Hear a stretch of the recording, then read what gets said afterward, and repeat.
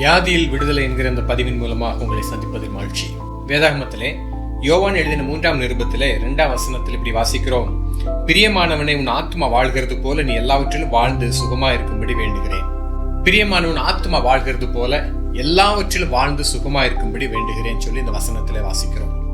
இந்த பதிவானது அநேகர் வியாதியோடு, வருத்தத்தோடு, வேதனைகளோடு, துக்கங்களோடு, பல்வேறு விதங்களில எவ்வளவு பிரயாசப்பட்டும் வியாதிகளிலிருந்தோ நோய்களிலிருந்தோ குணமடைய முடியாதபடி தவித்துக் கொண்டிருக்கிற அநேகருக்காக இந்த பதிவை நாங்கள் வெளியிடுகிறோம். இதை நீங்க ஒருவேளை ஹாஸ்பிட்டல்ல இருந்து நீங்க கேட்கலாம், இல்ல வீடுகள் இருந்து கேட்கலாம். எங்க இருக்கிறீங்களோ நீங்க உங்க வாழ்க்கையில ஒரு அற்புதத்தை பெற்றுக்கொள்வதற்கு ஒரு வழிகாட்டியாக மட்டும் இந்த வீடியோவை வெளியிடுகிறோம். இந்த வீடியோ ஒரு வழிகாட்டி மட்டுமே. நீங்கள் ஆண்டவரிடத்திலிருந்து அற்புதங்களை பெற்றுக்கொள்வது எப்படி? நீங்களாகவே இருந்த இடங்களிலே, உங்களுடைய பகுதிகளிலே, நீங்கள் வீடுகளிலோ, நீங்கள் எங்கேயோ இந்த வீடியோ நீங்க எங்க இருந்து பார்த்தாலும் சரி, அங்கேயே இருந்து நீங்க ஜெபம் பண்ணி ஒரு அற்புதத்தை பெற்றுக்கொள்ளலாம். ஆனா ஆண்டவருடைய வழிகள் என்ன என்பதை மட்டும் இந்த 30 நிமிட செய்தியில உங்களோடு கூட வேத வசனத்தின் அடிப்படையில் வேதம் என்ன கற்பிக்கிறதோ அதை உங்களுக்கு காண்பித்து தர விரும்புகிறேன். இதுல நீங்கள் அற்புதங்களை பெற்றுக்கொள்ளும் போது இந்த வீடியோக்களை அநேகருக்கு நீங்கள் ஷேர் பண்ணும்படியாக உங்களை அன்போடு கேட்டுக்கொள்கிறேன். உன் ஆத்மா வாழ்கிறது போல எல்லாவற்றிலும் வாழ்ந்து சுகமா இருக்க வேண்டும். அதில் ஆங்கிலத்தில் வாசிக்கிறோம், Beloved, I pray that you may be prosper in all things and be in health just as your soul prospers ன்னு போட்டிருக்கு. உன்னுடைய ஆத்மா செழிப்பும் ஆரோக்கியமா இருக்கிறது மாதிரி நீ உன் சரீரத்தில் நல்ல செழிப்பும் ஆரோக்கியமா இருப்பாயாக அப்படின்ற வசனம் இதன் அர்த்தம். ஆத்மா செழிப்படைய என்ன செய்ய வேண்டும்? அந்த காரியங்களை இந்த வசனத்தில் காண்பித்து தருகிறேன். 3 குறிப்புகளை உங்கள் முன்பாக வைக்க விரும்புகிறேன். அந்த 3 குறிப்புகளையும் நீங்கள் கவனமாய் கேட்கும்படி உங்கள் அன்போடு கூட கேட்டுக்கொள்கிறேன். இந்த 3 குறிப்புகளுமே உங்களுடைய ஆரோக்கியத்திற்கு ஏதுவான வசனங்கள். நீங்கள் ஆரோக்கியம் அடையும்படி, சௌக்கியம் அடையும்படி, க்ஷேமம் அடையும்படி இந்த வேத வசனங்களை 3 குறிப்புகளை உங்களோடு கூட பகிர்ந்து கொள்கிறேன்.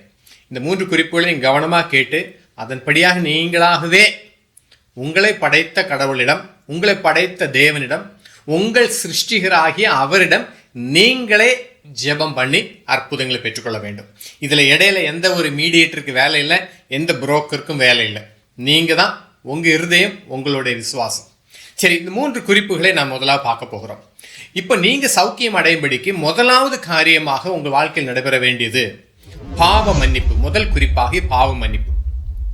சங்கீத புஸ்தகத்துல 103வது அதிகாரம் 3வது வசனத்தை இப்படி வாசிக்கிறோம். அவர் உன் அக்கிரமங்களை எல்லாம் மன்னித்து உன் நோய்களை எல்லாம் குணமாக்கி, அடுத்து 4வது வசனத்தை உன் பிராணனை அழிவுக்கு விலக்கி மீட்டு உன்னை கிருபையினாலும் இரக்கங்களாலும் முடிசூட்டி என்று வாசிக்கிறோம். அவர் உன் அக்கிரமங்களை எல்லாம் மன்னித்து உன் நோய்கள் குணமாக்கி. அப்போ நோய்கள் குணமாக்கப்பட வேண்டுமானால் முதலாவது அக்கிரமங்கள் மன்னிக்கப்பட வேண்டும். ஏன்னா நீங்க இன்னைக்கு ஆண்டவரிடத்துல போவதற்கு முன்பாக இந்த பாவ மன்னிப்பு என்கிற இந்த தலைப்பை முக்கியப்படுத்தி கொள்ள வேண்டும். ரொம்ப முக்கியமானது. ஏன்னா கடவுளின் சன்னதியில் நாங்கள் போய் ஒரு காரியத்தை கேட்கறதுக்கு முன்னாடி இந்த பாவ மன்னிப்பு முக்கியம். இந்த பாவ மன்னிப்பு என்பது ஏதோ இப்பொழுது இந்த தற்காலிகமாக இந்த சரீர பிரகாரமான இருக்கக்கூடிய பிணிகளுக்கோ வியாதிகளுக்கோ இந்த நோய்களுக்கோ மட்டுமாக அல்ல, உங்களுடைய ஆத்மாவினுடைய நித்தியத்தை தீர்மானிக்கக்கூடியது. அதனால பாவம், அப்போ அவர் உன் அக்கிரமங்களை மன்னித்து உன் நோய்களை குணமாக்கின்னு போட்டிருக்கு. இப்போ இந்த இடத்துல நான் முதலாவது இந்த செய்தியானது நோய்களை குணமாக்குறது அடிப்படையா இருக்கிறதுனால நான் கொஞ்சம் நோய்கள் குணமாக்குறதுனுடைய அந்த அடிப்படையில் செய்தியை பேச விரும்புகிறேன். இதற்கு முந்தின செய்தி நீங்க பார்ப்பீர்கள்னா சோதனைகள் ஏன் என்கிற செய்தியில கொஞ்சம் கூட ஆழமான காரியங்களை பார்க்க முடியும். நீங்கள் டைம் கிடைச்சா அந்த வீடியோவை நீங்க பார்க்க முடியும், அன்போடு கேட்டுக்கொள்கிறேன். அடுத்து இதே சங்கீத புஸ்தகத்துல 32வது அதிகாரத்துல வாசிப்போமானால், சங்கீத புஸ்தகத்துல 32வது அதிகாரத்துல 3வது வசனத்தில் நான் வாசிக்கிறேன். நான் அடக்கி வைத்த மட்டும் நித்தம் என் கதறுதலினாலே என் எலும்புகள் உலர்ந்து போயிற்று. இரவும் பகலும் என்மேல் உம்முடைய கை பாரமாய் இருந்ததினால் என் சாரம் உஷ்ணகால வறட்சியை போல வறண்டு போயிற்று. நான் என் அக்கிரமத்தை மறைக்காமல் என் பாவத்தை உமக்கு அறிவித்தேன். என் மீறுதல்களை கர்த்தருக்கு அறிக்கையிடுவேன் என்றேன். தேவரீர் என் பாவத்தின் தோஷத்தை மன்னித்தீர். இங்கே ஆண்டவர் எழுதியிருக்கிற வசனத்தை நல்லா கவனிங்க. இது உங்களுடைய ஆரோக்கியத்திற்கும் சௌக்கியத்துக்கும் ரொம்ப பிரயோஜனமாக இருக்கும். ஏன்னா நான் அடக்கி வைத்த மட்டும் என் பாவத்தை நான் ஆண்டவரிடத்தில் மன்னிப்புக்காக கெஞ்சாம அந்த பாவத்தை நான் அறிக்கையிட்டு மனம் திரும்பாம அந்த பாவத்துல தொடர்ந்து நான் வாழ்ந்து கொண்டிருக்கும் போது நான் அடக்கி வைத்த மட்டும் நித்தம் என் கதறுதலால் என் எலும்புகள் எல்லாம் உலர்ந்து போயிட்டு சரீரத்துல அதனுடைய விளைவுகள் பார்க்க ஆரம்பிக்கிறாங்க. எலும்புகள்ல பிரச்சனை வருது, எலும்புகள் உலர்ந்து போயிட்டுன்னு போட்டிருக்கு. ஏன்னா உங்களுடைய சரீர பிரகாரமான வாழ்க்கைக்கு தோஷத்தை கொண்டு வருகிறது, உங்களுடைய ஆன்மீக வாழ்க்கைக்கு தோஷத்தை கொண்டு வருகிறது பாவம். அப்போ இந்த பாவத்தை அடக்கி வைக்க வைக்க வைக்க உங்களுக்கு பிரச்சனைகள் தான். இந்த பாவத்தை நீங்கள் எவ்வளவாய் மறைக்க நினைக்கிறீங்களோ அவ்வளவா உங்களுக்கு பிரச்சனைகள் உண்டு. அப்போ முதலாவது என்ன செய்ய வேண்டும்? பாவத்தை அறிக்கை செய்ய வேண்டும். பாவங்களை நமக்கு மன்னிக்கிறதுக்கு இயேசு கிறிஸ்து ஒருவரால் மட்டுமே முடியும். ஏன்னா அவரால் மட்டும்தான் அது செய்ய முடியும். ஏன்னா அவர் தான் உங்களுக்காக எனக்காக கல்வாரி சிலுவையில பாவத்துக்கான தண்டனைக்கு அடையாளமாக, பாவத்தின் தண்டனையாக அவர் சொந்த இரத்தத்தை நமக்காக சிந்திருக்கிறார். அவர் தண்டிக்கப்பட்டார். பரிசுத்த இரத்தத்தை சிந்தினாலே ஆண்டவர் மட்டுமே பாவங்களை மன்னிக்க முடியும். ஏன்னா இதில் நம்ம நிறைய பாவங்கள் நம்மகிட்ட இருக்குது. நிறைய விதமான பாவங்கள். பெருமைன்ற பாவம், ஜாதின்ற பாவம், ஜாதி பெருமைகள், பண அகங்காரங்கள். பணத்தினால் நான் எதையும் செய்வேன், பணம் என்கிட்ட இருக்கு போதும், எந்த மனுஷனையும் உதாசீனப்படுத்துறது, ஏழை எளியோர்களை நம்ம எந்த விதத்திலும் கண்டுக்காமல் ஓடுறது. நமக்கு தெரிஞ்ச எத்தனையோ நம்ம சுற்றி பாவப்பட்டவங்க இருக்காங்க. இப்போ நீங்கள் யோசிச்சு பாருங்கள், ஹாஸ்பிட்டலுக்கு போனீங்கன்னா எத்தனை ரூபா காலியாகுது? லட்சமாக காலியாகுது. ஆனால் நம்ம கண்ணு முன்னாடிக்கு ஒரு ஏழைகளுக்கு நம்மளால உதவி செய்ய முடியல. நம்ம ரோட்டில் போயிட்டு இருக்கும்போது எங்கேயோ ஒரு வயசானவங்க குப்பை பறக்கிட்டு இருக்காங்க, பாட்டில் பறக்கிட்டு இருக்கிறாங்க, இல்லை பிளாஸ்டிக் பறக்கிட்டு இருக்கிறாங்க. அவங்கள கூப்பிட்டு நீங்கள் ஏதோ ஒரு உதவி செய்யலாமே. இதுக்கெல்லாம் மனம் வர மாட்டேங்குது. இன்னும் நம்ம ₹1 ₹2 தான் இந்த மாதிரி தான தர்மங்களுக்கெல்லாம் கொடுக்குறோம். நீங்கள் அப்படி கொடுப்பீர்களானா அது உண்மையிலேயே ரொம்ப ஒரு வேதனைக்குரியது. தயவுசெய்து இன்னைக்கு இந்த வியாதியின் படுக்கை நேரத்தில் நீங்கள் உங்கள் தற்பரிசோதனை பண்ணி பாருங்கள். என்னெல்லாம் காரியம் மாற வேண்டியிருக்குது. ஜாதி பெருமை. சரி, இப்போ ஹாஸ்பிட்டலில் இருக்கக்கூடிய நீங்களாக இருக்கலாம், இன்னும் உங்களுக்கு தெரிந்தவங்களாக இருக்கலாம். பிளட் உடனே கேட்குறாங்க. எனக்கு இப்போ நேற்றைக்கு நாங்கள் பார்த்த ஒரு சகோதரிக்கு கிட்டத்தட்ட 6 யூனிட் அவங்க கணவனாருக்கு பிளட்டு கொடுக்கணுமா, 6-7 யூனிட் கொடுக்கணும். அப்போ இப்போ அவங்க உட்காந்து ஜாதி கேட்டுட்டு இருக்க முடியுமா? என்ன ஜாதியா நீ? அவங்க அந்த பி நெகட்டிவோ அதை சொன்னாங்க, ஓடுறாங்க. அந்த ரத்தம் கிடைச்சா போதும், புருஷனை காப்பாற்றிடலான்னு சொல்லி அவங்க ஓடுறாங்க. நீங்கள் யோசிச்சு பாருங்கள், என்னெல்லாம் பெருமை நமக்குள்ள இருக்குது. விதவிதமான பெருமைகள், விதவிதமான பாவங்கள், துணிகரமான பாவங்கள். சிருஷ்டிகரை தொழுது சேவியாமல் சிருஷ்டிப்புகளை தொழுது சேவிக்கிறோம்.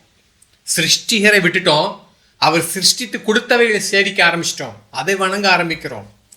வானத்தையும் பூமியும் சமுத்திரத்தை நீரூற்றில் உண்டாக்கின கடவுளை நாம் நம்முடைய கற்பனைக்குள்ளாக கொண்டு வந்து அவரை குறுக வைத்திருக்கிறோம். இப்படிப்பட்ட அநேக பாவங்கள் இருக்குது. இந்த பாவங்களெல்லாம் அறிக்கையிடுங்க. பாவங்களை மறைக்கிறவன் வாழ்வு அடைய மாட்டான்னு தான் பைபிள் சொல்லுது. ஆனால் நம்ம பாவங்களை அறிக்கையிட்டால் இயேசு கிறிஸ்துவின் ரத்தம் நம்மை கழுவி சுத்திகரிக்குன்னு பைபிள் சொல்லுது. இதே சங்கீத புஸ்தகத்தில் 41வது அதிகாரத்தில் 1ஆம் வசனம் 2ஆம் வசனம் இப்படி வாசிக்கிறோம்.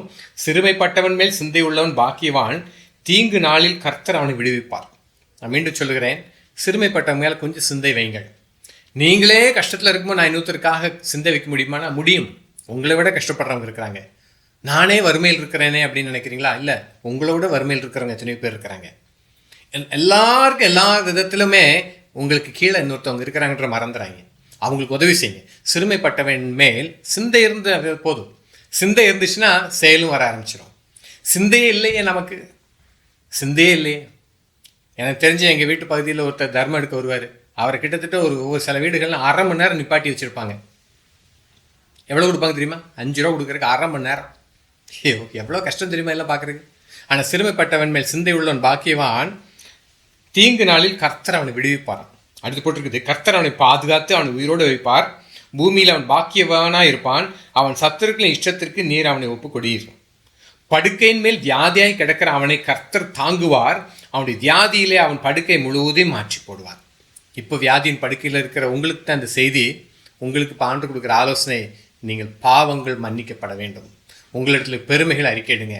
சிறுமைப்பட்டவர் மேல் சிந்தை வைக்க ஆரம்பிங்கள். இந்த நேரத்தில் நீங்கள் மற்றவங்களுக்காக யோசிக்க ஆரம்பிங்க. ஏழைகளை நினைவு கூற ஆரம்பிங்க. கஷ்டப்படுறவங்க எத்தனையோ பேர் இருக்கிறாங்க.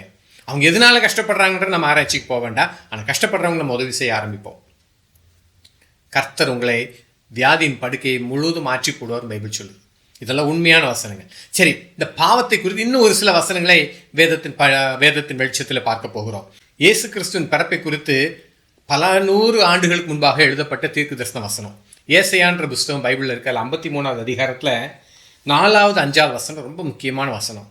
இது இந்த வசனங்கள் ரொம்ப ஆழமான அர்த்தமுடையது, உங்களுடைய வாழ்க்கைக்கு ரொம்ப தேவையானது. அது வாசிக்கிறேன், கவனமாக கேளுங்க.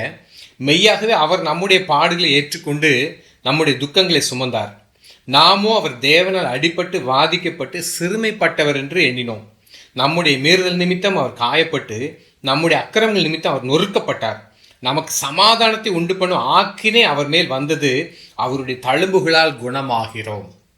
நமக்கு சமாதானத்தை உண்டு பண்ணும் ஆக்கினை இயேசு கிறிஸ்துவின் மேல் வந்ததாம். மெய்யாகவே அவர் நம்முடைய பாடுகளை ஏற்றுக்கொண்டார். இனி நீங்க உங்க பாடுகளை சுமக்க வேண்டிய அவசியம் இல்லை.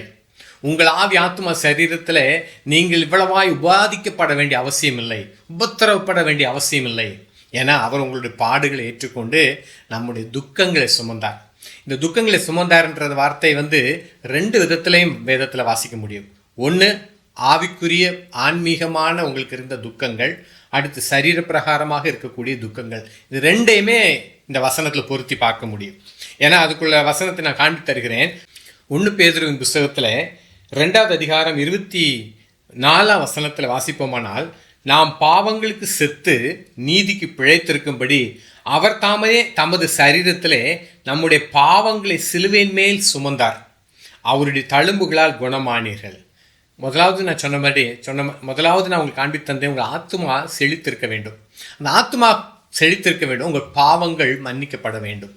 அதனால் இங்கே போட்டிருக்குது, அவர் சிலுவையிலே உங்கள் பாவங்களே சிலுவையிலே சுமந்தார்னு போட்டிருக்கு.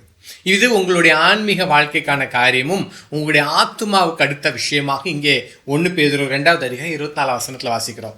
அவர் தாமே நம்முடைய பாவங்களுக்காக செத்து நீதிக்கு பிழைத்திருக்கும்படி அவர்தாமே தமது சரீரத்தில் நம்முடைய பாவங்களை சிலுவையின் மேல் சுமந்தார், அவருடைய தழும்புகளால் குணமானீர்கள். இங்கேயும் அந்த வசனத்தை வாசிக்கிறோம்.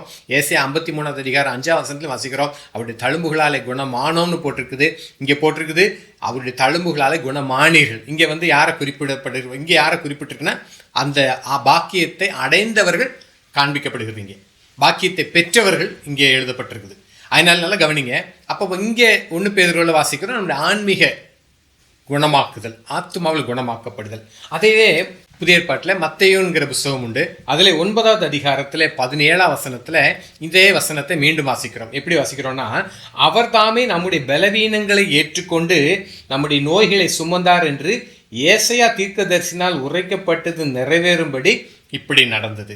இயேசு கிறிஸ்து அநேகருக்கு சுகம் கொடுத்து அநேகருக்கு அற்புதங்களை செய்துட்டு இருக்க நேரத்தில் இந்த வசனத்தை ஆவியானவர் எழுதி வைத்திருக்கிறார்.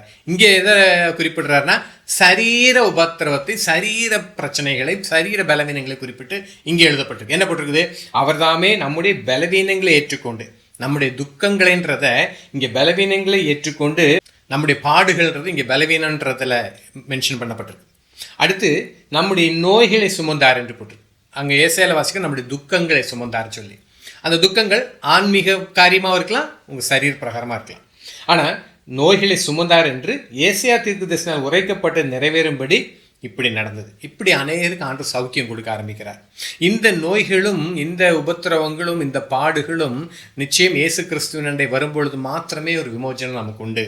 அவரிடத்துல வரும்பொழுது ஒரு சமாதானம் உண்டு. நிறைய பேர் சொல்லுவாங்க, என்னதான் ட்ரீட்மெண்ட் பண்ணாலும் இதில் ஒரு விடுதலை இல்லை.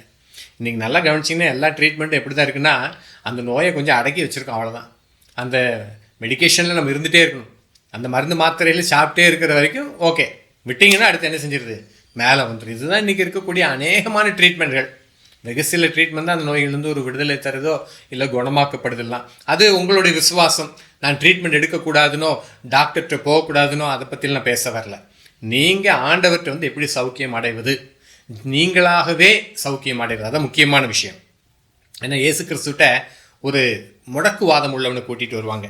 அதே மத்தேயு சுவிசேஷத்தில் 9வது அதிகாரத்தில் வாசிப்போமானால், அதே மத்தேயு சுவிசேஷத்தில் அடுத்த அதிகாரம் 9வது அதிகாரத்தில் 2ஆம் வசனத்தில், அங்கே படுக்கையில் கிடந்த ஒரு திமிர்வாதக்காரனை அவரிடத்தில் கொண்டு வந்தார்கள். திமிர்வாதக்காரன்கிற போது முடக்குவாதம் என்கிற ஒரு அர்த்தம் உள்ளது. முடக்குவாதம் உள்ள ஒரு மனுஷனை இயேசு அவருடைய விசுவாசத்தை கண்டு திமிர்வாதக்காரனை நோக்கி, மகனே திடன்கொள், உன் பாவங்கள் உனக்கு மன்னிக்கப்பட்டது என்றார். இது ரொம்ப முக்கியமான விஷயம். நல்லா கவனிங்க, அவர்கிட்ட ஒரு முடக்குவாதம் உள்ளவனை ரொம்ப கஷ்டப்பட்டு கொண்டு வராங்க. இன்னும் அதை அவங்க அதை எப்படி கொண்டு வந்தாங்கன்னா, அவர் வீட்டுக்குள்ளே கொண்டு போக முடியாது. உடனே அவனை மேல்கூரையை பிரித்து மேலேருந்து கீழே இறக்குவாங்க, 4-5 பேர் சேர்ந்து. அப்படி கீழே இறக்கும்போது, அவன் ஆண்டருக்கு முன்னாடி இறக்கும்போது ஆண்டர் பார்த்து கொண்டு வந்தவங்களுடைய விசுவாசத்தெல்லாம் பார்த்துட்டு சொல்கிறாரு, அந்த மனுஷனை பார்த்து, உன் பாவங்கள் உனக்கு மன்னிக்கப்பட்டதுன்றாரு. இது அங்கே இருக்கிற எல்லாருக்கும் பயங்கர ஆச்சரியமாக இருக்குது, சிலருக்கு எரிச்சலாக இருக்குது. இது என்ன பாவ மன்னிப்பை பற்றி பேசுகிறார்? இப்போ அவனுக்கு சுகம் தானே தேவை, அவனுக்கு அற்புதம் தானே தேவை. ஆனால் ஆண்டவர் முதல்ல அவனுக்கு இது கொடுக்குறாரு, பாவ மன்னிப்பு. ஏன்னா அக்கிரமங்களும் பாவங்களும் நோய்களும் எல்லாத்துக்கும் ஒன்று ஒன்று லிங்க் இருக்குது, எல்லாத்துக்கும் ஒன்று ஒன்றுக்கு ஒரு தொடர்பு இருக்கிறதுனால இவனுடைய வாழ்க்கையில் இவனுடைய அக்கிரமங்களோ இவனுடைய பாவங்களோ இந்த நோய்களை கொண்டு வந்திருக்கலாம், அப்படி நம்ம எடுத்துக்கலாம். அதனால முதல்ல அவனுக்கு ஆண்டவர் சொல்லுவார், உன் பாவங்கள் மன்னிக்கப்பட்டது.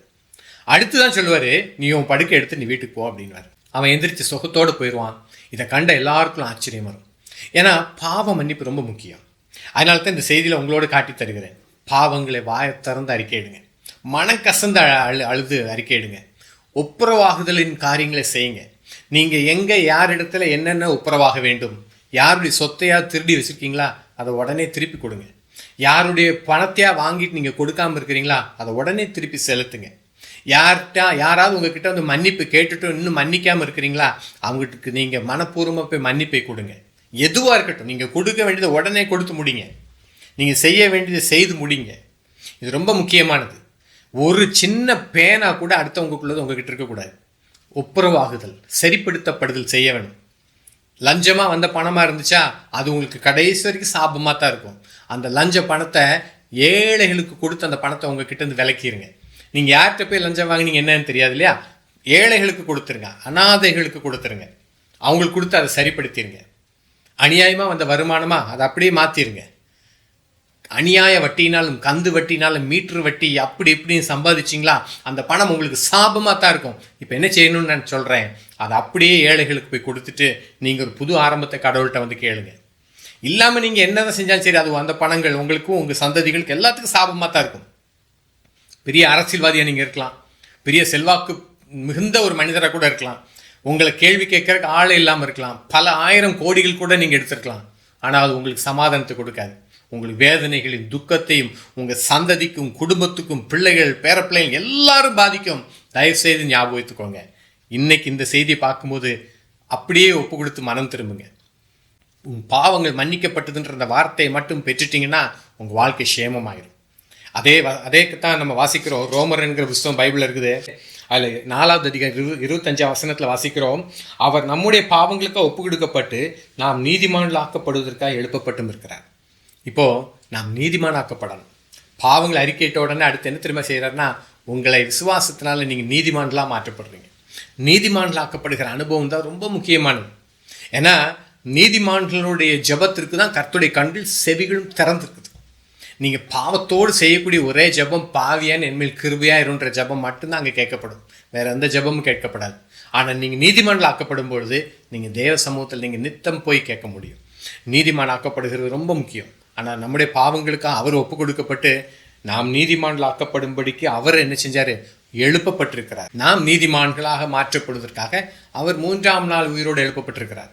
அவர் எழுப்பப்பட்ட நாம் நீதிமான்கள், நீதியை உடையவர், ஆண்டவராக இயேசு கிறிஸ்து நீதியை உடைய நீதிமான்கள். இதுக்கு முன்னாடி நாம் பாவின்னு அழைக்கப்பட்டோம். இப்போ அவர் ரத்தத்தினால கழுவப்பட்டு அவருடைய நீதி நம்ம மேல் சாட்டப்பட்டதுனால நம்மை நீதிமான்கள் என்று அழைக்கிறோம். இந்த நீதிமான்களுடைய வாழ்க்கையில் நிறைய மாற்றங்கள் ஏற்படும் அடுத்து தொடர்ந்து. அதை குறித்து நீங்கள் வேதத்தை படிக்க படிக்க தெரிஞ்சு கொள்ளலாம். எதெல்லாம் மாறணும், எதெல்லாம் நம்ம திருந்தணும், என்னென்னு சொல்லி இதில் நிறைய காரியங்கள் இருக்கும். சரி, அடுத்து 2வது பாயிண்ட்டுக்குள்ளே வரப்போகிறோம். 2வது குறிப்பு, 2வது பாயிண்ட் வந்து விசுவாசம். சரி, இப்போ பாவ மன்னிப்பை பெற்றுட்டீங்க, அடுத்த அற்புதத்தை பெறணும், ஆரோக்கியத்தை பெறணும், சுகத்தை பெறணும், என்ன செய்யணும்? விசுவாசம் ரொம்ப முக்கியமானது. மத்தேயு சுவிசேஷத்தில் 9வது அதிகாரத்தில் 20வது வசனம் வாசிக்கிறோம். 20வது வசனத்தில், அப்பொழுது 12 வருஷமாய் பெரும்பாடுள்ள ஒரு ஸ்திரீ, நான் அவருடைய வஸ்திரத்தையாகில் தொட்டால் சொஸ்தமாவேன் என்று தன் உள்ளத்தில் எண்ணிக்கொண்டு அவர் பின்னாலே வந்து அவருடைய வஸ்திரத்தின் ஓரத்தை தொட்டாள். இயேசு அவளை திரும்பி அவளை பார்த்து, மகனை திடன்கொள், உன் விசுவாசம் உன்னை ரட்சித்தது என்றார். அந்நேரம் முதல் அந்த ஸ்திரீ சொஸ்தமானாள். விசுவாசம் உன்னை ரட்சித்தது. இந்த விசுவாசம் உங்களை ரட்சிக்கும். இந்த ஸ்திரீ 12 வருடங்களாய் பெரும்பாடுள்ள ஸ்திரீ, அநேக வைத்தியர்களிடத்தில் போய் பெரும் பிரயாசம் எடுத்தும் பல பணங்களை செலவழித்தும் சற்றாகிலும் குணமடையலன்னு சொல்லி அவளை குறித்து மார்க்கு சுவிசேஷத்தெல்லாம் வாசிக்க முடியும். ஆனால் அப்படிப்பட்ட ஸ்திரீ அவங்க ஒரு காரியம் செஞ்சாங்க. என்ன செஞ்சாங்கன்னா, நான் இயேசு கிறிஸ்துக்கு பின்னாடி போய் வஸ்திரத்தின் ஓரத்தை தொட்டால் கூட நான் சுஸ்தமாயிருவேன். ஏன்னா அந்த நாட்களில் பெரும்பாடோடு இருக்கக்கூடிய இல்லை இப்படிப்பட்ட சூழ்நிலை பெண்கள் வந்து வெளியே வரக்கூடாது. ஆனால் அவங்களுக்கு ஒரு விசுவாசம் வந்துருச்சு, என்னுடைய இந்த வியாதிக்கு தீர்வு இயேசு கிறிஸ்து மட்டும்தான். ஓடி வந்து அவர் வஸ்திரத்தின் ஓரத்தை தொடுறாங்க. அப்போ ஆண்டவர் வந்து சொல்கிறாரு, உன் விசுவாசம் உன்னை ரட்சித்தது. இந்த விசுவாசம் ரொம்ப முக்கியம். அதே மத்தேயு சுவிசேஷம் 9வது அதிகாரம் 27 இயேசு அவ்விடம் விட்டு போகையில் 2 குருடர் அவர் பின்னே சென்று, தாவீதின் குமாரனே எங்களுக்கு இறங்கும் என்று கூப்பிட்டார்கள். அடுத்த சம்பவம் இது முடிஞ்சிட்டு அடுத்து போறாரு. இயேசு கிறிஸ்து நடந்து போகும்போது 2 குருடர்கள் பார்வையற்றவங்க. இப்போ அவங்க வந்து கேட்குறாங்க, இயேசுவே தாவீதின் குமாரனே எங்களுக்கு இறங்கும்ன்றாங்க. அடுத்து ஆண்டவர் போயிட்டே இருக்கிறாரு. அவர் வீட்டுக்குள்ளேயும் வீட்டுக்கும் போயிட்டாரு. வீட்டுக்கு போனதுக்கப்புறம் இவங்க விடுறாப்புல இல்லை, தொடர்ச்சியாக அவங்க பிரயாசம் எடுக்கிறாங்க. திருப்பி அவங்க வீட்டுக்கே வந்தாங்கன்ட்டு இருக்குது. என்னென்னா வச்சிங்கன்னா 28 அவர் வீட்டிற்குள் வந்த பின்பு அந்த குருடர் அவரிடத்தில் வந்தார்கள். அவங்க ஏதோ கூப்பிட்டுட்டு விடலை, அந்த அற்புதத்தை பெற்றுக்கொள்கிற வரைக்கும் ஆண்டவரை உண்மையாக பின்தொடர்ந்து வர்றாங்க. இப்போ திரும்ப அவங்க பின்னாடி வர்றதை பார்த்துட்டு அவர்களிடத்தில் வந்தார்கள். இயேசு அவர்களை நோக்கி, இதை செய்ய எனக்கு வல்லமை உண்டு என்று விசுவாசிக்கிறீர்களா என்று கேட்டார். அதற்கு அவர்கள், ஆம் விசுவாசிக்கிறோம் ஆண்டவரே என்றார்கள். இதை எனக்கு செய்ய முடியும்னு நீங்கள் விசுவாசிக்கிறீங்களா? நான் திருப்பி சொல்ல 2வது பாயிண்ட் முக்கியமானதுன்னா விசுவாசம். ஆண்டவர் நம்மகிட்ட எதிர்பார்க்குற ஒரு முக்கிய காரியம் அதுதான். விசுவாசிக்கிறீர்களா? இதை செய்ய எனக்கு வல்லமை உண்டுன்னு விசுவாசிக்கிறீங்களா? இந்த 2 பார்வையற்றவங்களை பார்த்து ஆண்டவர் கேட்குறாரு. அவங்களும் விசுவாசத்தோடு அறிக்கையிடுறாங்க, வாயில் அல்ல இருதயத்தில் அறிக்கையிடுறாங்க, நாங்கள் விசுவாசிக்கிறோம் ஆண்டவரேன்னு சொல்லி. 29 வாசிக்கிறோம், அப்பொழுது அவருடைய கண்களை அவர் தொட்டு, உங்கள் விசுவாசத்தின்படி உங்களுக்கு ஆக கடவுது என்றார்கள். அற்புதமாக சுகம் பெறுகிறாங்க. முக்கியமான காரியம் விசுவாசம். பைபிளில் எபிரேயர் புஸ்தகம் ஒரு புஸ்தகம் உண்டு. எபிரேயரில் 11வது அதிகாரத்தில் 6வது வாசிக்கிறோம், விசுவாசம் இல்லாமல் தேவனுக்கு பிரியமாக இருப்பது கூடாத காரியம். ஏனென்றால் தேவனிடத்தில் சேருகிறவன் அவர் உண்டென்றும் அவர் தம்மை தேடுகிறவருக்கு பலன் அளிக்கிறவர் என்று விசுவாசிக்க வேண்டும். ஆண்டவர்கிட்ட போகும்போது அவர் நம்முடைய ஜெபங்களுக்கு பதில் தருகிறார், தம்மை தேடுகிறவர்களுக்கு தம்மை வெளிப்படுத்துகிறார்னு சொல்லி நம்ம விசுவாசிக்கணும். விசுவாசம் இல்லாமல் தேவனுக்கு பிரியமாக இருக்கவே முடியாது. அதுக்கு தொடர்ந்து அடுத்த புஸ்தகம் யாக்கோபு நிருபம். அடுத்ததாக எபிரேயருக்கு அடுத்ததாக யாக்கோபு 4வது அதிகாரத்தில் 8 வாசிப்போம். தேவனிடத்தில் சேருங்கள், அப்பொழுது அவர் உங்களிடத்தில் சேர்வார். பாவிகளே உங்கள் கைகளை சுத்திகிறீங்கள், இருமனம் உள்ளவர்களே உங்கள் இருதயங்களை பரிசுத்த பண்ணுங்கள். முழு இருதயத்தோடு. இங்கே தான் போட்டிருக்கு, நீங்கள் தேவனிடத்தில் சேர்ந்தீங்கன்னா அவர் உங்களிடத்தில் சேர்வார். உறுதியான வார்த்தை. நீங்கள் தேவனிடத்தில் சேருங்க, அவர் உங்களுக்கு சேர்வார். ஆனால் இருமனம் உள்ளவர்களாக இருக்காதீங்க. இருமனம் உள்ளவர்களே பைபிள் தெளிவாக சொல்லுது. பைபிள் தெளிவாக காண்பித்து கொடுக்கிறது. இருமனம் உள்ளவர்களே உங்கள் கைகளை சுத்திகரிங்கள், பாவிகளே உங்கள் கைகளை சுத்திகரிங்கள். இப்போ திருப்பி நல்லா கவனிச்சிங்களா? பாவிகளே உங்கள் கைகளை சுத்திகரியுங்கள், தேவனிடத்தில் சேருங்க. முழு இருதயத்தோடு முழு விசுவாசத்தோடு போங்க. முழுமையான விசுவாசத்தோடு அவர்கிட்ட போய் கேளுங்க. உங்கள் பிரச்சனைகளை அவர்கிட்ட நீங்கள் அறிக்கையிடுங்க. உங்கள் பிரச்சனைகளை அவர்கிட்ட நீங்கள் சொல்லுங்கள். அவர் உங்களை விசாரிக்கிறவர். அவர் தான் உங்களை விசாரிப்பார். உங்களை இந்த நேரத்தில் நீங்கள் பெட்லையோ இல்லை ஹாஸ்பிட்டல்லையோ வீட்லையோ பலவீனத்தோடு வியாதியோடு வருத்தத்தோட கலக்கத்தோட ஹாஸ்பிட்டல்களுக்கே பல லட்சங்கள் செலவழிக்கிற சூழ்நிலை தான் இப்போ இருக்குது. இப்படியெல்லாம் முடிஞ்சு நீங்கள் கண்ணீரோடு இருக்கிற சூழ்நிலை இருக்கலாம். உங்களை தேடி வரக்கூடிய தெய்வம் இயேசு கிறிஸ்து மட்டும்தான். இதுக்கு முன்னாடி நாம் அங்கங்கே அலைந்து தேடி ஓடினோம், ஏதோ அதை விட்டுருங்க. ஆனால் இந்த நேரத்தில் உங்களை தேடி வர்றதுக்கு ஒருத்தர் இருக்காருன்னா அவர் ஆண்டவராக இயேசு கிறிஸ்து மட்டுமே. நீங்கள் கூப்பிடுற இடத்துக்கு அவர் வருவார். நீங்கள் எந்த ரூமில் இருக்கீங்க, பெட்டில் இருக்கீங்களோ, இல்லை வீட்டில் இருக்கிறீங்களா, இல்லை ரோட்டில் இருக்கீங்களா, பஸ்ஸில் போகிறீங்களா, எங்கேயோ அங்கே அவர் வருவார். உண்மையாக மட்டும் கூப்பிட்டுப்பார், முழு இருதயத்தோடு. இருமனதோடு அல்ல, முழு இருதயத்தோடு கூப்பிட்டுப்பார். சரி, 3வது குறிப்புல நம்ம போகலாம். 3வது குறிப்பு முக்கியமான குறிப்பு. 3வது குறிப்பு வந்து அற்புதங்கள் அப்படின்ற குறிப்பு. முதல்ல பாவ மன்னிப்பு, விசுவாசம், அற்புதம். இந்த 3வது குறிப்பு அற்புதம். இந்த அற்புதம் அப்படின்ற காரியம் வந்து தான், இந்த அற்புதங்களுக்காக தான் அநேகர் இந்த வீடியோ நீங்கள் பார்த்துட்டு இருக்கிறீங்க. இந்த அற்புதங்களை குறித்து நான் சில வசனங்கள் காண்பித்தேன். ரோமர் என்கிற புஸ்தகம் பைபிள் உண்டு. அது 5வது அதிகாரத்தில் 1ஆம் வசனம் வாசிப்போம். இவ்விதமாய் நாம் விசுவாசத்தினாலே நீதிமான்கள் ஆக்கப்பட்டிருக்கிறபடியால். 2வது குறிப்பு விசுவாசம்னு சொன்னேன். நீங்கள் இப்போ ஆண்டவர் மேலே விசுவாசம் வைக்கிறீங்க, விசுவாசத்தோடு ஜெபம் பண்ணுறீங்க, விசுவாசத்தோடு கேட்குறீங்க, விசுவாசத்தோடு உங்கள் பாவங்களை அறிக்கையிட்டிருக்கிறீங்க, பாவங்களை அறிக்கையிடும்போது விசுவாசத்தோடு அந்த பாவ மன்னிப்பை பெற்றுக்கொண்டீங்க. இப்போ விசுவாசத்தோடு நீங்கள் ஆண்டவர் சமூகத்தில் கேட்க வேண்டிய காரியங்களை இந்த 2வது குறிப்பில் பார்த்தோம். இப்போ அற்புதங்கள், இது ரொம்ப முக்கியமானது, எல்லாருமே விரும்பக்கூடியது. இந்த அற்புதங்களை நாம் அடைவதற்கு முதல் காரியமே நாம் பாவ மன்னிப்பை பெற்றிருக்க வேண்டும். அதனால்தான் இவ்விதமாக நாம் விசுவாசத்தினாலே நாம் நீதிமான்கள் ஆக்கப்பட்டிருக்கிறபடியால்னு போட்டிருக்கு. எதனால் நீதிமான் ஆக்கப்பட்டீங்கன்னா, உங்களுடைய பணத்துக்கு வேலை இல்லை, உங்களுடைய சரீர உழைப்புக்கு வேலை இல்லை, கிரியைகளுக்கு வேலை இல்லை, எந்த புண்ணிய காரியங்கள் அது இது எதுவுமே தேவையில்லை. விசுவாசத்தோடு கேட்டார், விசுவாசம் மட்டும்தான். நீங்கள் விசுவாசத்தோடு போய் முழங்கால் படிடுறீங்க, ஆண்டுகிட்ட அறிக்கையிடுறீங்க. விசுவாசத்தோடு நீங்கள் ஆண்டு சமூகத்தில் உங்கள் பாவங்களை அறிக்கையிட்டு பாவ மன்னிப்பை பெற்றுக்கொள்கிறீங்க. விசுவாசத்தோடு நீங்கள் ஆண்டுகிட்ட வந்து ஜெபம் பண்ண வரீங்க. ஆண்டவர் எப்படிப்பட்ட அற்புதங்கள் எல்லாம் செய்திருக்கிறாருன்னு ஒரு 2 அற்புதங்களை காண்பித்து தந்தேன். அவர் எப்படியெல்லாம் ஆண்டு அவங்களுடைய வாழ்க்கையில் அற்புதங்கள் செய்தான்னு சொல்லி. இப்போது அற்புதங்களுக்கு முக்கியமான காரியம் விசுவாசம் நீதிமானாக்கப்பட்டிருக்கீங்க இல்லையா. அடுத்து போட்டிருக்குது, நம்முடைய கர்த்தராகிய இயேசு கிறிஸ்து மூலமாக தேவனிடத்தில் சமாதானம் பெற்றிருக்கிறோம். இப்போ நீங்கள் தேவனிடத்தில் சமாதானம் பெற்றிருக்கிறீங்க. அப்பா பிள்ளை என்கிற அந்த உறவுக்குள்ளே வரீங்க. பிள்ளைகளுக்கு தகப்பன் நிச்சயம் இறங்கித்தான் ஆவார். நீங்கள் தான் அவரை விட்டு தூரம் தூரம் தூரம் விலகி ஓடி இருந்தீங்க. இப்போ நீங்கள் அவர்கிட்ட திருப்பி ஓடி வரீங்க. இப்போ நீங்கள் தேவனிடத்தில் சமாதானம் பெற்றிருக்கீங்க. ஒரு தகப்பன் இடத்துல வந்து நிற்கிறீங்க. இப்போ நீங்கள் விசுவாசத்தினாலே நீதிமானாக்கப்பட்டுட்டீங்க. விசுவாசத்தினாலே பாவ மன்னிப்பை பெற்றீங்க. விசுவாசத்தினால் நீதிமானாக்கப்பட்டீங்க. இப்போ தேவனிடம் சமாதானம் பெற்றிருக்கிறீங்க. விசுவாசத்தினால் தேவனிடம் சமாதானம் பெற்றிருக்கிறோம். இப்போ நீங்கள் உங்களுடைய ஜப வாழ்க்கை, நீங்கள் உங்களுடைய விசுவாசம் எல்லாமே இந்த வசனத்தில் நான் காண்பித்து தருகிறேன். 1 யோவான் 5வது அதிகாரத்தில் 14-15 ரொம்ப முக்கியமானது. நாம் எதையாகிலும் அவருடைய சித்தத்தின்படி கேட்டால் அவர் நமக்கு செவி கொடுக்கிறார் என்பதே அவரை பற்றி நாம் கொண்டிருக்கிற தைரியம். எதையாகிலும் அவர் சித்தத்தின்படி, நல்லா கவனிங்க, சித்தத்திற்கு உட்பட்டு நீங்கள் கேட்குற ஜபம் ரொம்ப முக்கியமானது. இப்போது ஆண்டவருடைய சித்தத்துக்கு உட்பட்ட ஜபமாக உங்கள் ஜபம் இருக்கட்டும். நீங்கள் ஆரோக்கியத்தோடு இருப்பது தேவனுக்கு சித்தமானது. அந்த நோக்கம் நாம் எதையாகிலும் அவருடைய சித்தத்தின்படி. எதுக்காக உங்களுக்கு ஆண்டவர் அற்புதங்களை செய்யணும்? நீங்கள் உங்களுக்காக சுயநலத்தோடு சுயத்துக்காக ஓடவா? ஆண்டுகிட்ட கேளுங்க, ஆண்டவரே எனக்கு அற்புதத்தை செய்யுங்க, நான் உங்களுக்காக வாழ்வேன், நான் உங்கள் நாமத்தை மகிமைப்படுத்துவேன்னு சொல்லுங்கள். ஒரு நோக்கம் வேணும் இல்லையா? சீஷர்கள் வாழ்க்கையில் அற்புதங்களை செய்தார், அதிசயங்களை செய்கிறார். அநேகர் பலவீனத்தோடு இருந்தவங்களுக்கு சரீரத்தில் சுகத்தை கொடுத்தார், அவங்களுக்கு சந்தோஷத்தை வர பண்ணினார். ஆனால் என்னது? அவருக்கு நோக்கம் இருந்துச்சு. நீங்கள் இனியும் பழைய வாழ்க்கைக்குள்ளே போகிறதுக்கு அற்புதங்களை கேட்குறீங்க, வேண்டாம். நீங்கள் ஆண்டவருக்காக வாழணுன்றக்க அற்புதத்தை கேளுங்க. நம்ம எதையாலும் அவர் சித்தத்துக்கு உட்பட்டு கேட்கணும். அதை போட்டு நம்ம எதையாலும் அவருடைய சித்தத்தின்படி கேட்டால் அவர் நமக்கு செவி கொடுக்கிறார் என்பதை அவரை பற்றி நாம் கொண்டிருக்கிற தைரியம்.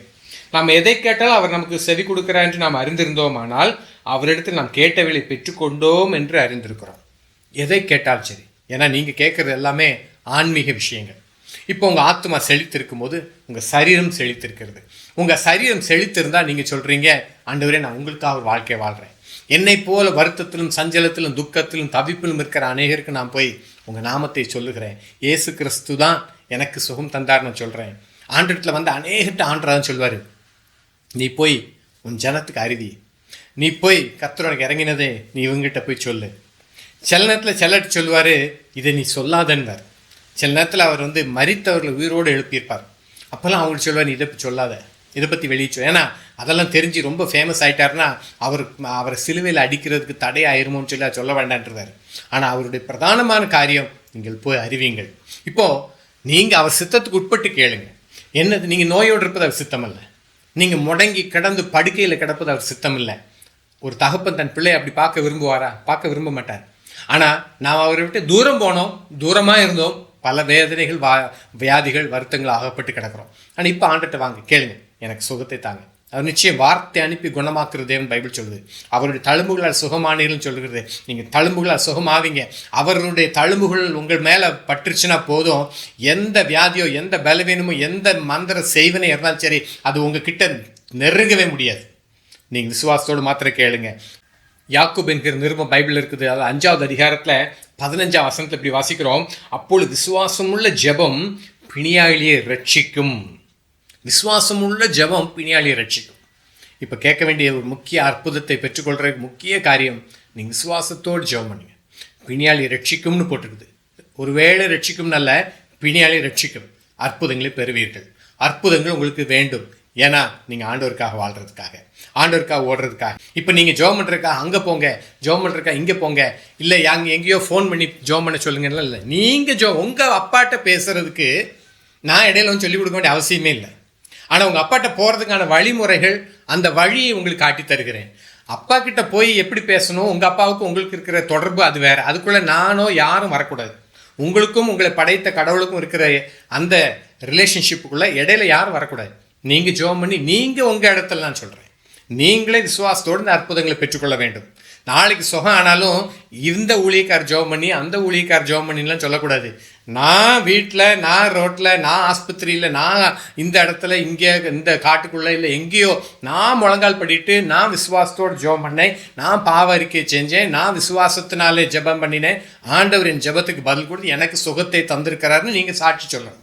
இப்போ நீங்கள் கர்த்தருடைய அற்புதத்தை பெற்ற பின்பாக உங்களுக்கு ஒரு ஆலோசனை பைபிள் சொல்கிறது என்னன்னா, நீங்கள் நல்ல ஆவிக்குரிய சத்தியத்தை போதிக்கிற சபையில் ஐக்கியமாக இருந்து அங்கே நீங்கள் ஆண்டவருடைய நாமத்தை மகிமைப்படுத்தணும். இது பைபிள் சொல்லுது. அது வரைக்கும் நீங்கள் அற்புதங்களை பெற்றுக்கொண்டதுக்கு அப்புறமாக நீங்கள் ஒரு நல்ல ஆவிக்குரிய சபை, பிரம்மாண்டமான சபையெல்லாம் இல்லை, பெரிய பெரிய பிரம்மாண்டங்களை காண்பிக்கிற சபை அல்ல, நல்ல ஆவிக்குரிய வசனத்தை போதிக்கிற நல்ல ஒரு சபைக்கு நீங்கள் போய் சத்தியத்தில் நீங்கள் வளர வேண்டும் என்று சொல்லி அது பைபிள் காண்பி தருகிறது. ஆனால் இப்போ அற்புதங்களை நீங்கள் பெற்றுக்கொள்வதற்கு இந்த 3 குறிப்புகளின் படியாக நீங்கள் உங்கள் வீட்டிலையோ உங்கள் மருத்துவமனைகளிலோ எங்கேயோ இருந்து நீங்கள் ஜெபம் பண்ணுங்க, நிச்சயம் உங்கள் ஜெபத்துக்கு பதில் கொடுப்பார். ஏன்னா கர்த்தர் அப்படியெல்லாம் இன்னைக்கு தம்மை வெளிப்படுத்துகிறார். தன்னை வெளிப்படுத்தினா ஜனங்கள் சத்தியத்தை அறிந்து கொள்றதுக்காக அவர் எப்படியெல்லாம் ஒவ்வொருத்தருக்கு வெளிப்படுத்துறாருன்றது ஆச்சரியமாக இருக்குது. ஆனால் அவர் தம்மை வெளிப்படுத்துகிறார். ஏன்னா அப்படியாக தடவியாகிலும் நீங்கள் கண்டுபிடிக்கத்தக்கதாக அவர் வெயிட் பண்ணுறாரு. அற்புதங்கள் மூலமாக உங்களை சந்திக்க அவர் ஆஞ்சையா இருக்கிறாரு. உங்கள் சரீரத்தில் ஒரு அற்புதத்தை கொடுத்து உங்களோட ஆத்மா ரட்சிக்கப்பட்டு அந்த நித்திய ஜீவனை அடையணும்னு அவர் விருப்பத்தோடு இருக்கிறாரு. நிச்சயம் விசுவாசத்தோடு ஜெபம் பண்ணுங்க. நாங்களும் ஜெபத்தோடு இந்த வீடியோ ரெக்கார்ட் பண்ணியிருக்கிறோம். கர்த்தர் நிச்சயம் உங்களை ஆசீர்வதிப்பார், உங்களுக்கு ஆரோக்கியத்தை கொடுப்பார், விடுதலை கொடுப்பார். கர்த்தர் உங்களை ஆசீர்வதிப்பாராக.